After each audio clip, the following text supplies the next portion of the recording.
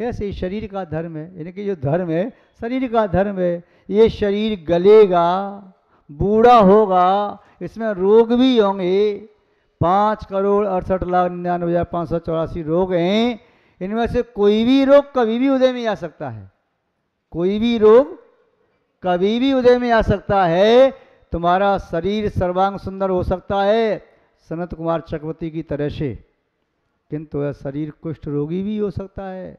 सबसे सुंदर शरीर वाला व्यक्ति संसार का सबसे असुंदर व्यक्ति भी बन सकता है। कर्म का ज्यादा विश्वास नहीं करना, कर्म का ज्यादा विश्वास नहीं करना, कब कौन सा कर्म उदय में आ जाए। अपनी किस्मत पर ज्यादा गरूर न करना ओ खुदा के बंदे, अपनी किस्मत पर ज्यादा गरूर मत करना ओ खुदा के बंदे। हमने बरसते पानी में भी मैलों को जलते देखा है। ऐसा नहीं है तो सोचो तुम्हारा पुण्य का उदय है, मेरे जीवन में कोई बुरी अवस्था नहीं आ सकती। सर्वांग सुंदर है तो आप कुरूप भी हो सकते हो। आप सोचो मैं तो राजा हूं, कल रंक भी हो सकते हो। आप सोचो मेरी प्रतिष्ठा है, कल बेइज्जती भी हो सकती है। आप सोचो मैं विद्वान हूं, कल पागल भी हो सकते हो, कुछ भी हो सकता है। इसलिए अपनी किस्मत पर ज्यादा नाश, ज्यादा गरूर नहीं करना। ये गरूर किसी का नहीं रहा।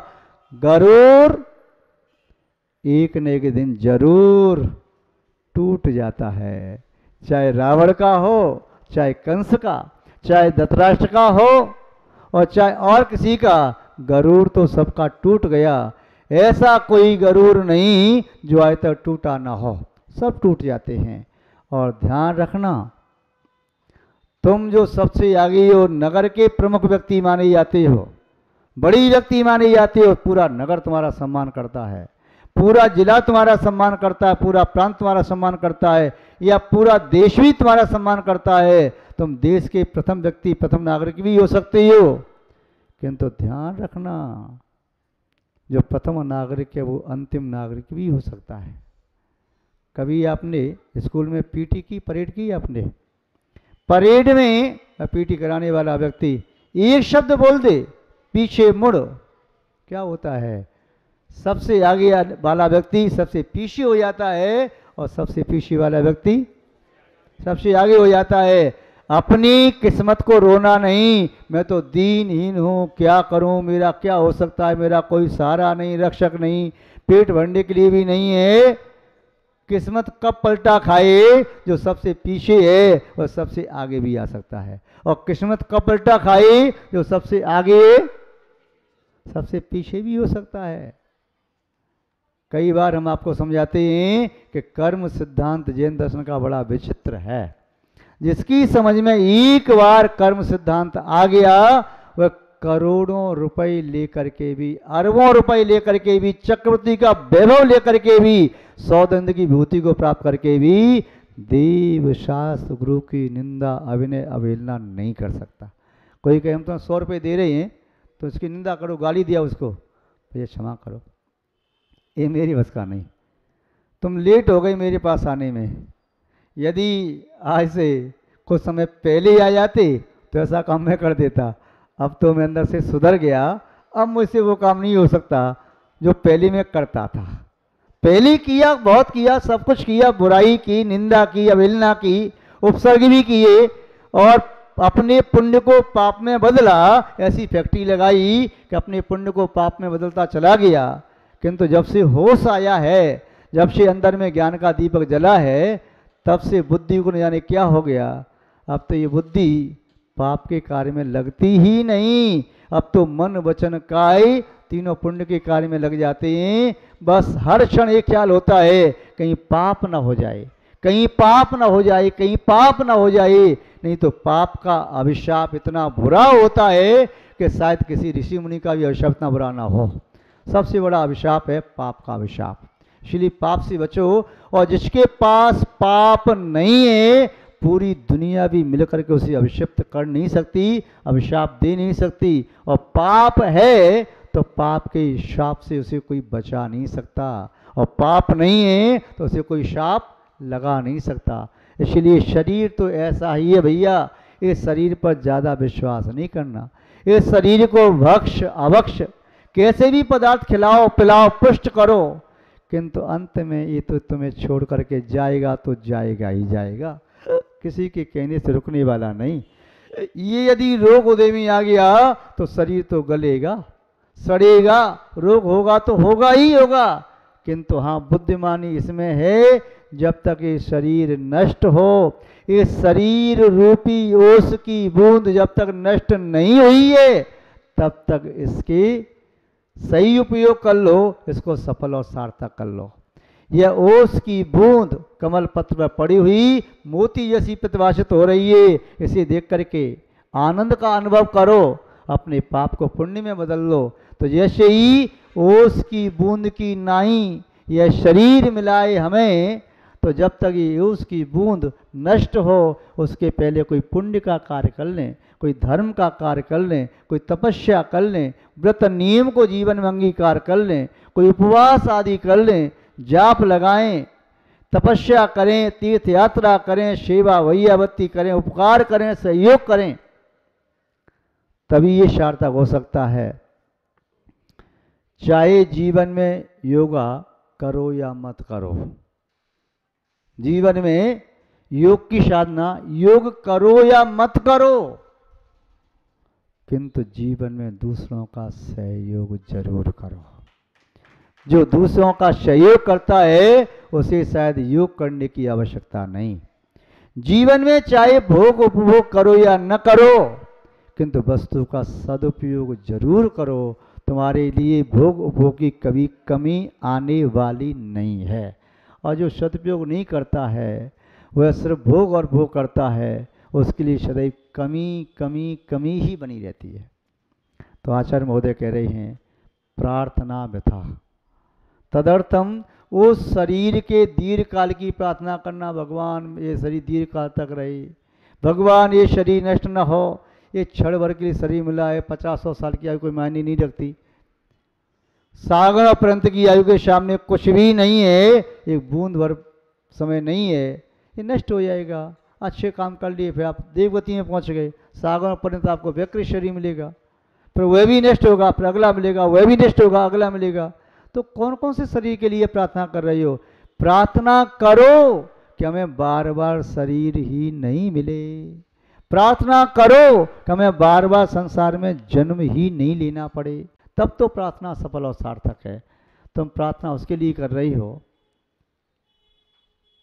कोई मकान पुराना हो गया, वह कभी भी टूट करके गिर सकता है, और उस मकान के मालिक के पास तुम पहुंच गए, कोई ये तुम्हारा मकान हमें खरीदना है, वह कहता भैया क्यों खरीदते हो, वो तो गिरने वाला है, मैं तोड़ के दोबारा बनाऊंगा, और नहीं खरीदना है मकान। कितने का? जितने मकान की नए मकान की वैल्यू होती है उतने का।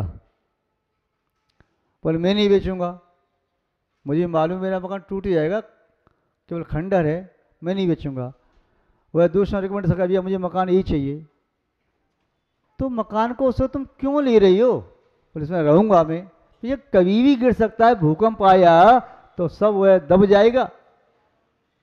तो जैसे वह व्यक्ति मूर्ख है जो खंडर गिरने वाली मकान को, गिरने वाली इमारत को खरीदना चाहता है, ऐसे वह व्यक्ति भी मूर्ख है जो शरीर के लिए कहता है मेरा शरीर दीर्घकाल तक रहे, अपने शरीर को सजाने में पुष्ट करने में समय लगा रहा है।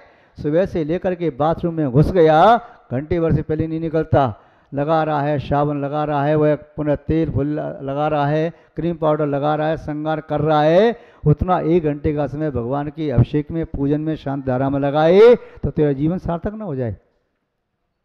उसमें समय लगा रहा है, उसको समय न लगा कि यहाँ समय लगा। प्रार्थना उसके लिए न कर, इसके लिए प्रार्थना कर। और कभी भूल से आ भी गया तो भगवान से कहता है भगवान मेरा चेहरा सुंदर कर दो।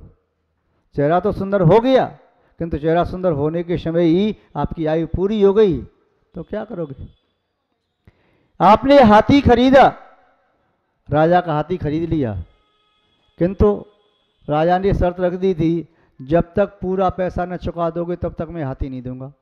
और हर साल रुपया देता जा रहा है, 10-10 हज़ार रुपया दे रहा है, कभी 5,000, 10,000, 15,000 जैसे, और 20-30 साल में रुपया पूरा हो गया, जिसने पूरा रुपया हुआ उसने हाथी को लेके आया और घर ला नहीं पाया था, तो मृत्यु भी हो गई।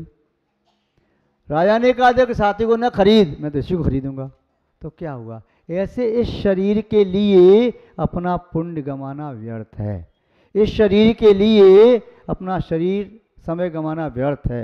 ये तो घोड़ा है, घोड़ा, इस पर बैठकर मंजिल पर पहुंच जाओ, इसको आवश्यक दाना पानी दे दो, पर्याप्त है। अब घोड़े को बस सहलाते रहो, उस पर सवारी ही ना करो और स्वयं भूखे बैठे रहो, अपना भोजन भी घोड़े को खिला दोगे तो लोग दुनिया तो मूर्ख कहेगी। अपनी आत्मा के लिए तो समय दे नहीं रही और शरीर के लिए समय दे रही हो। आत्म कल्याण की प्रार्थना तो कर नहीं रही, शरीर कल्याण की प्रार्थना करे, शरीर का सुख मिल जाए, भोग मिले, भोग सामग्री मिले, तो ये प्रार्थना निस्संदेह विफल है, व्यर्थ है। तो ऐसी प्रार्थना करना उचित नहीं है। इस प्रकार इस काव्य का अर्थ हुआ। कोई जाने वाले भोग, जो भी भोग सामग्री आपके पास है, स्पर्श इंद्रिय का विषय है, चाहे रसना का विषय है, चाहे घ्राण इंद्रिय का विषय है, चाहे चक्षु इंद्रिय का विषय है या कर्ण इंद्रिय का विषय है, कोई भी विषय आपके पास सामग्री है। स्पर्शन का विषय शीतल या उष्ण पदार्थ, वस्त्र हो, चाहे अन्य साधन हो, गर्मी में जो आपको शीतलता देते हैं वे पदार्थ, या वे खाद्यान्न पदार्थ, और जो सर्दी में गर्मी देने वाले पदार्थ या वस्त्र आदि हैं वह है। भोजन सामग्री जो आपको अच्छी लगती है वह है। और घ्राण इंद्रिय के विषय पुष्प आदि, माला आदि। चक्षु इंद्रिय के विषय सुंदर सुंदर चित्र, चलचित्र या दृश्य। और कर्ण इंद्रिय के विषय शब्द, गजल, गाने, गीत, कविता, जो भी आपको लगता है जिसमें आप रंजायमान हो जाते हैं। ये सब कोई भी चीज जब तक आपको प्राप्त नहीं हो रही तब तक आपके मन में बेचैनी है, व्याकुलता है, कैसे मिले, कैसे मिले, कैसे मिले, कैसे मिले। अन्यथा अर्थ न लो तो एक उदाहरण समझाएं आपको है? अन्यथा नहीं लेना।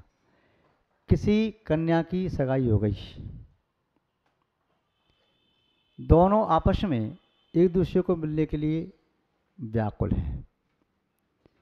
अभी उस लड़के को कन्या मिली नहीं, राजकुमार को राजकुमारी मिली नहीं, बहुत आकुल व्याकुल हो रहा है, बहुत आकुल व्याकुल हो रहा है। और पहले ज़माना ये था कि सगाई हो जाती थी और शादियाँ 2-4 साल बाद भी होती थी, और शादी भी हो गई तो गौने साल, 2 साल, 5 साल बाद होते थे। तो जो चीज़ प्राप्त नहीं हुई उसे प्राप्ति के लिए व्यक्ति बेचैन है। उसे पक्का है कि मिलेगी फिर भी बेचैन है, शांति तो नहीं है। उसे वह प्राप्त भी हो गई तो भोगों का अनुभव करते हुए भी वह तृप्त नहीं हो पाता है। जैसे श्वान शुष्क अस्थि का चर्वण करते हुए संतुष्ट नहीं होता, अपने ही मुख से बहते हुए खून को चूस करके सोचता है इस हड्डी में से खून निकल रहा है। बाद में जब हड्डी छोड़ता है तो लगता है कि मेरे शरीर से ये धातु, ये खून निकला है, और उसमें कष्ट होता, दर्द होता। ऐसे ही संसारी प्राणी जिन विषयों का सेवन करता है सोचता है इसमें आनंद आ रहा है, किंतु इसकी मूर्खता है, शरीर की शक्ति छीड़ करता है, भोगते भोगते भी तृप्ति नहीं होती, और पुनः उसे ये डर लगा रहता है कि मेरा पदार्थ है, मेरी वस्तु है, इसे कोई उठा करके हरण करके ले नहीं जाए, इसकी ओर कोई देख भी नहीं ले। तो कौन होता है देखने वाला? मेरी पत्नी है। तो कौन होता है? झगड़ा हो जाए तो कहता भैया मैं कौन होता हूँ कौन नहीं होता, इसे छोड़, अपनी पत्नी को कंट्रोल कर, वह मेरी ओर देख रही है। एक बस में यात्रा कर रहे थे पत्नी, तो ये वह उसकी पत्नी सामने वाले व्यक्ति को देख रही थी। पति ने जानबूझ के आंख बंद कर ली, वो सामने वाले व्यक्ति उसको देखने लगा तो मुस्कुरा गया। पति ने कहा सो लो, आप तो देखते नहीं हो, सामने वाला व्यक्ति मुझे घूर घूर के देख रहा है। बोले मैंने सब देख लिया, तो भी 2 घंटे से उसको मुस्कुरा के देख रही है, गलती उसकी नहीं है तेरी है, बस ठीक है। मैं सोच रहा हूँ कहाँ से कहाँ ये आफत में ले आया। कारण ये कि व्यक्ति जब तक जिससे सुख की कामना करता है, केवल स्त्री नहीं वस्तु भी हो सकती है, जिस वस्तु से सुख की कामना करता है, जब तक वह प्राप्त नहीं होती है तब भी दुखी, प्राप्त हो गई तो सेवन करने के लिए ऐसे डूब जाता है, आखंड डूब जाता है कि उसे अपने अंदर संभालो, मेरी अंदर ही प्रवेश कर जाए, मेरी आत्मा के प्रदेशों में बस जाए, बस मेरे से बाहर न जाए, तब भी आकुलता रहती है।